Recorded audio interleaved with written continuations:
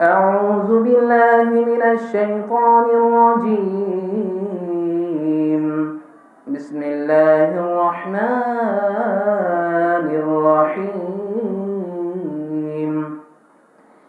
إن الله عنده علم الساعة وينزل الغيث ويعلم ما في الأرحام وما تدري نفس ماذا تكسب غدا وما تدري نفس بأي أرض تموت إن الله عليم خبير. وقال رسول الله صلى الله عليه وسلم: أكثروا ذكر هازم اللذة يعني الموت، أو كما قال عليه الصلاة والسلام. إن الله وملائكته يصلون على النبي يا أيها الذين آمنوا صلوا عليه وسلموا تسليما. সকলে দুরূদ শরীফ পড়ি। আল্লাহুম্মা সাল্লি আলা মুহাম্মাদিন ওয়া আলা আলি মুহাম্মাদ কামা সাল্লাইতা আলা ইব্রাহিম ওয়া আলা আলি ইব্রাহিম ইন্নাকা হামিদুম মাজিদ। اللهم بارك على محمد وعلى آل محمد كما باركت على إبراهيم وعلى آل إبراهيم إنك حميد مجيد। আল্লাহ তাআলা সূরাতুল লুকমানের শেষ আয়াতের ভিতরে আমাদেরকে একটা মেসেজ দিয়েছেন। কি মেসেজ? এই আয়াতের ভিতর আল্লাহ তাআলা জানিয়ে দেন যে 5টা জিনিস এমন আছে, ওই জিনিসের ইলম, 5টা বস্তুর ইলম, 5টা বিষয়ের ইলম একমাত্র আল্লাহ তাআলার কাছেই আছে। অন্য কোনো মানুষের কাছে, অন্য কোনো মাখলুকের কাছে, কোনো বিজ্ঞানীর কাছে এই ইলম নাই।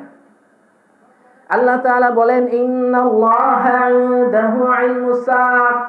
ও আমার বান্দারা শুনে রাখো, নিশ্চয়ই কিয়ামত ময়দান কখন কায়েম হবে, কিয়ামত কখন সংঘটিত হবে, এই ইলম একমাত্র আল্লাহ তাআলার কাছে, অন্য কারো কাছে নাই।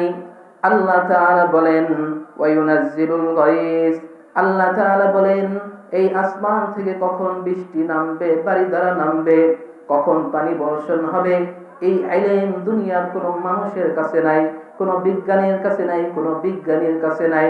হ্যাঁ, হয়তো অনেক সময় মানুষরা এরকম আবহাওয়া বার্তার যারা খবর দেয়, তারা বলে যে আগামীকাল বৃষ্টি হবে, সম্ভবত সম্ভবত বলে, কিন্তু কারেক্ট এবং এক্স্যাক্টলি বৃষ্টি হবেই হবে গ্যারান্টি দিয়ে তারা বলতে পারে না।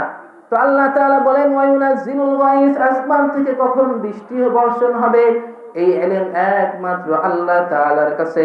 এরপর আল্লাহ তাআলা বলেন, ওয়া ইয়ালামু মা ফিল আরহাম।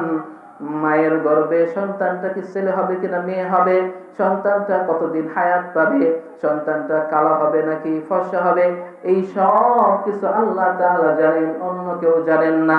আল্লাহ তাআলা বলেন, ওয়া মা তাদরি নাফসুম মাযা তাকসিবু গাদা।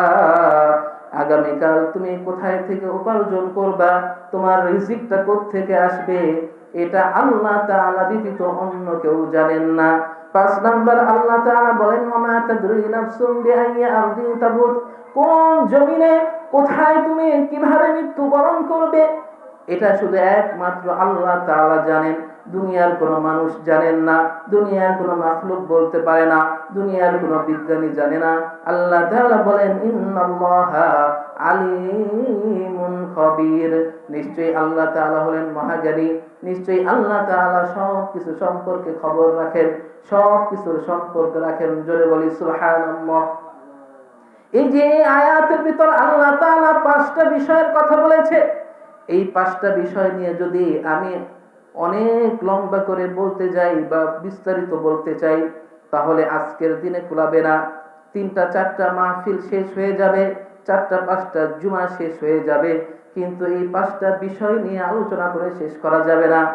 আমি আজকে শুধু প্রথম নাম্বার তথা কিয়ামত সম্পর্কে সামান্য একটু ধারণা দেওয়ার চেষ্টা করব। যদি আল্লাহ তাআলা আমাকে আপনাকে তৌফিক দান করে, আমাকে বলার এবং আপনাদেরকে যদি শোনার তৌফিক দান করে, তাহলে কিয়ামত সম্পর্কে সামান্য একটু সংক্ষিপ্তভাবে ধারণা দেওয়ার চেষ্টা করব। আল্লাহ তাআলা আমাদের সবাইকে তৌফিক দান করুক। সকলে বলে আমিন। আল্লাহ তাআলা বলেন, ইন্নাল্লাহা ইনদাহু ইলমুস সাআ। ও আমার বান্দা শুনে রাখো, কিয়ামত কখন সংঘটিত হবে এই ইলম একমাত্র আমি আল্লাহ তাআলার কাছে। আল্লাহ তাআলা ব্যতীত কোনো মানুষ জানে না। আল্লাহর নবী রাসূল করিম সাল্লাল্লাহু আলাইহি ওয়াসাল্লামের কাছে কাফিররা বলে, ও আল্লাহর নবী, আপনি শুধু কিয়ামতের কথা বলেন, কিয়ামত সম্পর্কে আমাদেরকে ভীতি প্রদর্শন করেন, কিন্তু কিয়ামত কবে হবে বলেন না। ইয়াসআলুনাকা আনিস সাআতি আইয়ানা মুসাহা। আল্লাহ তাআলা বলেন, ও আমার নবী, আপনাকে তারা জিজ্ঞাসা করে কিয়ামত কখন সংঘটিত হবে, কিয়ামত কখন সংঘটিত হবে। আল্লাহ তাআলা বলেন, ফিমা আনতা মিন যিকরাহা। কিয়ামত কখন সংঘটিত হবে এই সময় সম্পর্কে আপনার কি কাজ রয়েছে। ইলা রাব্বিকা মুনতাহাহা। কিয়ামত কখন সংঘটিত হবে কে জানে বলেন? আল্লাহ তাআলা জানেন। আল্লাহ তাআলা আমাদেরকে বলেন, ও আমার বান্দা, কিয়ামত কিন্তু হবেই হবে, কিন্তু কিয়ামতের ময়দানটা এত ভয়ঙ্কর হবে, কঠিন হবে। ওই কিয়ামত আসার আগেই আমাকে আপনাকে কিয়ামতের জন্য প্রস্তুতি গ্রহণ করতে হবে। আল্লাহ তাআলা বলেন, যালিকাল ইয়াউমুল হক। ও আমার বান্দা, কিয়ামত কিন্তু হবে, কিয়ামত কিন্তু প্রতিষ্ঠিত হবে, এটা সত্য। এর মধ্যে যদি কেউ এরকম ভাবে অস্বীকার করে, কাফের হয়ে যাবে। আল্লাহ তাআলা বলেন, যালিকাল ইয়াউমুল হক। কিয়ামত কিন্তু হবেই হবে, কিয়ামত কিন্তু হবেই হবে। আল্লাহ বলেন, ফামান শাআ আত্তাখাযা ইলা রাব্বিহি মাআবা। ও আমার বান্দা, কিয়ামত কিন্তু হবে, এর মধ্যে কিন্তু কোনো সন্দেহ নাই।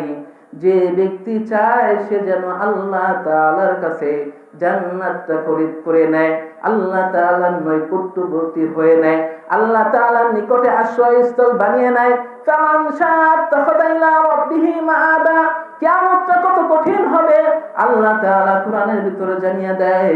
ও আমার বান্দা শুনে রাখো, আল্লাহ তাআলা সূরাতুল হজের ভিতরে জানিয়ে দেয়, ইয়া আইয়ুহান নাসু তাকু রাব্বাকুম ইন্না জালজালাতাস সাআতি শাইউন আযীম। ও আমার বান্দাগণ শুনে রাখো, ইন্না জালজালাতাস সাআতি শাইউন আযীম। ইয়া আইয়ুহান নাসু তাকু রাব্বাকুম। ও আমার বান্দারা, আমি আল্লাহকে ভয় করো, আমি আল্লাহকে ভয় করো, আমি আল্লাহকে ভয় করো। ইন্না জালজালাতাস সাআতি শাইউন আযীম। নিশ্চয়ই কিয়ামতটা বড় ভয়ঙ্কর, কিয়ামতটা বড় ভয়ঙ্কর, কিয়ামতের বিষয়টা বড় ভয়ঙ্কর। আল্লাহ তাআলা পরের আয়াতে জানিয়ে দেয়, ইয়াউমা তারাউনাহা তাযহালু কুল্লু মুরদিআতিন আম্মা আরদাআত ওয়া তাদাউ কুল্লু যাতি হামলিন হামলাহা ওয়া তারান নাসা সুকারা ওয়া মা হুম বিসুকারা ওয়ালাকিন্না আযাবাল্লাহি শাদীদ। কিয়ামত কত ভয়ঙ্কর জানেননি?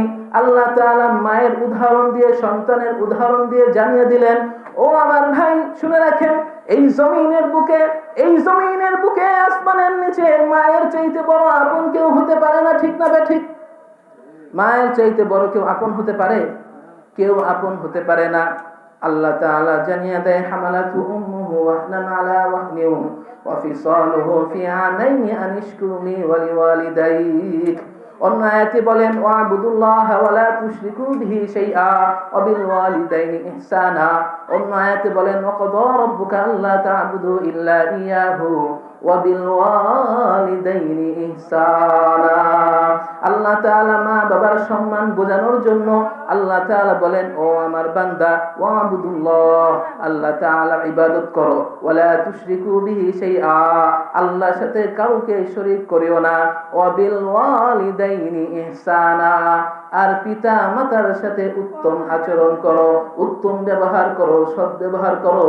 আল্লাহ তাআলা বলেন, ওয়াকাদা রাব্বুকা আল্লা তা'বুদু ইল্লা ইয়াহু। ও আমার বান্দা শুনে রাখো, তোমার রব তোমাকে আদেশ দিচ্ছে আল্লাহ তাআলার ইবাদত ব্যতীত অন্য কারো ইবাদত করা যাবে না। ওয়াবিল ওয়ালিদাইনি ইহসানা, এবং পিতামাতার সাথে উত্তম আচরণ করতে হবে।